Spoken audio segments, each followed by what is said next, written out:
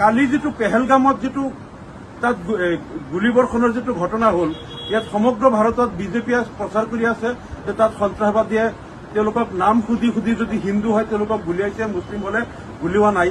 কিন্তু তাৰ যিসকল ভুক্তভোগী তেওঁলোকে আকৌ যেটো বক্তব্য দিছে ইয়াত কোনো কাকো নাম সোধা নাই, আন্ধাৰৰ পৰা তেওঁলোকে গোপনে গুলীবৰ্ষণ কৰিছে।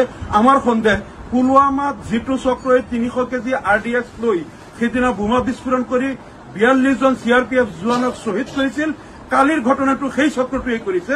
যদি কেন্দ্ৰীয় চৰকাৰে মোদী চৰকাৰে যদি ইয়াৰো নিৰপেক্ষ তদন্ত নকৰে আৰু এই ঘটনাটোক লৈ সমগ্ৰ ভাৰতত যদি হিন্দু মুছলমানৰ মাজত এটা বৈষম্য আৰু বিভাজনৰ তেওঁলোকে ৰাজনীতি কৰে তেনেহ'লে আমি বুজি পাম এইটো অমিত শ্বাহ আৰু নৰেন্দ্ৰ মোদীৰ ষড়যন্ত্ৰত হৈছে।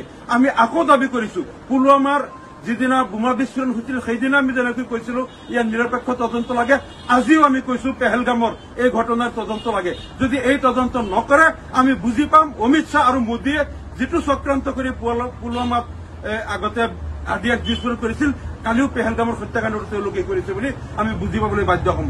কাৰণ জম্মু কাশ্মীৰৰ প্ৰাক্তন ৰাজ্যপাল SP মালিকে এই বিষয়টো লৈ কেন্দ্ৰীয় চৰকাৰক প্ৰকাশ্যে দোষাৰোপ কৰিছিল যে 300 কেজি RDX অমিত শ্বাহ আৰু নৰেন্দ্ৰ মোদীয়ে তাত আনিছিল আৰু তেওঁলোকৰ ছত্ৰছায়াত তাত বোমা বিস্ফোৰণ হৈছিল আৰু এইটোলৈ তেওঁলোকৰ বহুত বাক বিতণ্ড হৈছিল। আমাৰো সন্দেহ কাশ্মীৰত বাৰে বাৰে এই কেন্দ্ৰীয় চৰকাৰেই এই ঘটনাবিলাক কৰে যাতে সমগ্ৰ ভাৰতত মুছলমানৰ বিৰুদ্ধে তেওঁলোকে এটা হিংসা আৰু ঘৃণাৰ ভাৱ বিয়পাই দি যাতে তেওঁলোকে ৰাজনীতি কৰিব পাৰে।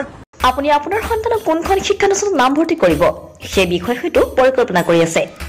এখন উন্নত পৰ্যায়ৰ শিক্ষানুষ্ঠানত নামভৰ্তি কৰিবৰ বাবে আপুনি শিৱসাগৰ জিলাৰ বৃহত্তৰ আমগুৰি অঞ্চলৰ উচ্চ শিক্ষাৰ অনুষ্ঠান আমগুৰি মহাবিদ্যালয়খনক নিৰ্বাচন কৰিব পাৰে।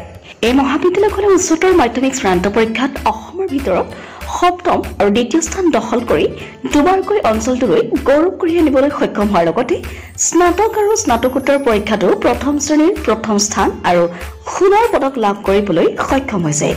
আমগুৰি মহান মনীষীসকলৰ অক্লান্ত শ্ৰম আৰু ত্যাগৰ বিনিময়ত 1967 চনতে প্ৰতিষ্ঠা লাভ কৰা মহাবিদ্যালয়খনে সোণালী জয়ন্তী বৰ্ষ অতিক্ৰম কৰি সাফল্যৰ বতৰা লৈ ভৱিষ্যতৰ দিশে আগবাঢ়িছে।